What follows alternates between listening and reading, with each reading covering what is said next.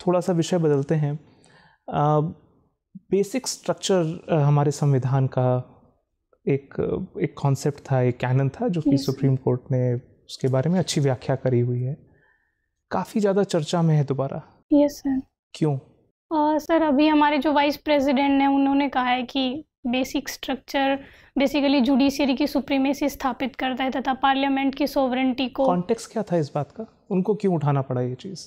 Sir अभी जो parliament ने 2050 में एनजेएसी का निर्माण किया था, उसे सर सुप्रीम कोर्ट ने अनकॉन्स्टिट्यूशनल करार दिया था, तो इस वजह से। आपको खुद अपनी समझ से क्या लगता है कि क्या बेसिक स्ट्रक्चर में इतना जो बेसिक के ऊपर जो ध्यान है एक डेमोक्रेटिक सोसाइटी में, डेमोक्रेटिक सोसाइटी का बेसिक तो डेमोक्रेसी ही होना चाहिए। Yes sir. तो इस कॉन्टेक्स्ट में जो जिस तरह से एनजैक के अगेंस्ट में सुप्रीम कोर्ट ने बोला, वो लॉजिकल है कि नहीं है? कहीं आपको डिस्पैरिटीज़ दिखती हैं?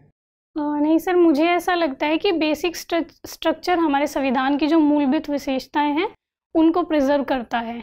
तो इसके लिए, और हमारे सर संविधान में ये नहीं कहा गया है कि हमारी पार्लियामेंट सोवरेन है, तो इसलिए sir separation of power, check and balance बनाए रखने के लिए बेसिक स्ट्रक्चर जरूरी है। क्योंकि सर कभी कभी ऐसा होता है कि पार्लियामेंट में जो गवर्नमेंट होती है वो बहुमत में होती है। पार्लियामेंट सॉवरेन नहीं है, लेकिन हम तो डेमोक्रेटिक सोसाइटी हैं, ये तो सैक्रोसैंक्ट है ये चीज़। Yes sir. फिर भी आपको लगता है कि सुप्रीम कोर्ट का जो पोजीशन है वो काफ़ी हद तक ठीक है?